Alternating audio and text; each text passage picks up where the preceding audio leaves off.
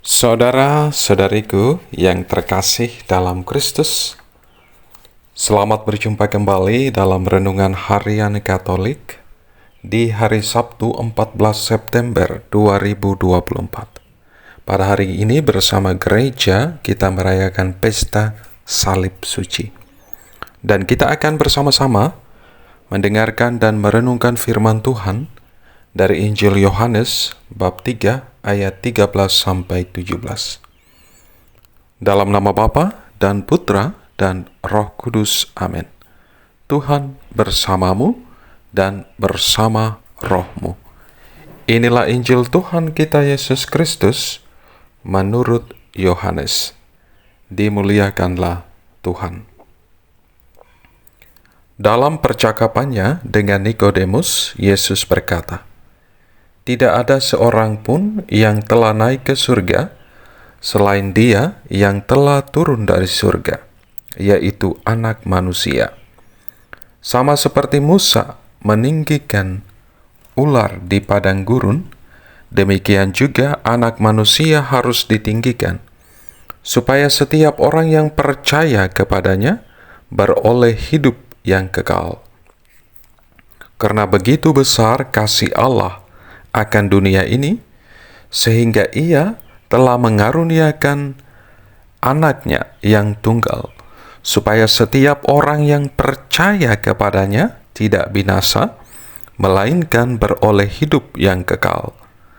Sebab Allah mengutus Anaknya ke dalam dunia, bukan untuk menghakimi dunia, melainkan supaya dunia diselamatkan melalui Dia." Demikianlah Injil Tuhan. Terpujilah Kristus. Saudara-saudariku yang terkasih dalam Kristus, hari ini tanggal 14 September, bersama gereja kita merayakan Pesta Salib Suci. Perayaan ini dimulai sejak abad keempat dengan penemuan salib suci pada tanggal 14 September tahun 326 oleh Santa Helena, ibunda dari Konstantinus. Ketika Santa Helena sedang berziarah ke Yerusalem, ia menemukan salib itu di sana. Dan pada hari yang sama, dua gereja yang dibangun di lokasi Kalvari oleh Konstantinus pun ditabiskan. Pesta Salib Suci yang kita rayakan hari ini sekali lagi mengajak kita untuk merenungkan karya keselamatan Allah yang begitu besar dalam diri putranya Tuhan kita Yesus Kristus. Karena begitu besar kasih Allah akan dunia ini, sehingga Ia mengaruniakan Anaknya yang tunggal, supaya setiap orang yang percaya kepadanya tidak binasa, melainkan beroleh hidup yang kekal. Allah mengutus Yesus Kristus Putra Tunggalnya untuk memulihkan kembali hubungan kita dengan Bapa yang putus akibat dosa dan maut.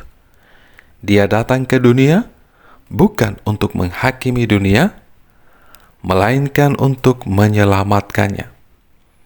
Penderitaan yang dahsyat, sengsara yang mengerikan, sampai wafat di kayu salib merupakan konsekuensi dari pilihan Allah yang mau menyelamatkan umat manusia. Saudara-saudariku yang terkasih dalam Kristus, dalam perikop Injil yang kita dengar hari ini, Tuhan Yesus juga menjelaskan kepada Nikodemus tentang pentingnya penyaliban dan kebangkitannya. Dulu ketika bangsa Israel digigit ular di padang gurun karena dosa mereka, karena ketidakpercayaan mereka kepada Allah yang telah membawa mereka keluar dari perbudakan Mesir, Allah memerintahkan Musa Buatlah ular tedung dan taruhlah pada sebatang tiang. Setiap orang yang dipagut tetapi melihatnya akan tetap hidup. Bilangan bab 21 ayat 8. Ular tembaga menunjuk ada salib Kristus yang mengalahkan dosa dan maut untuk membersihkan hidup manusia supaya memperoleh kehidupan kekal bersama Kristus. Saudara-saudariku yang terkasih dalam Kristus, dengan kemuliaan salib, kita sekalian kembali diangkat menjadi anak-anak Allah.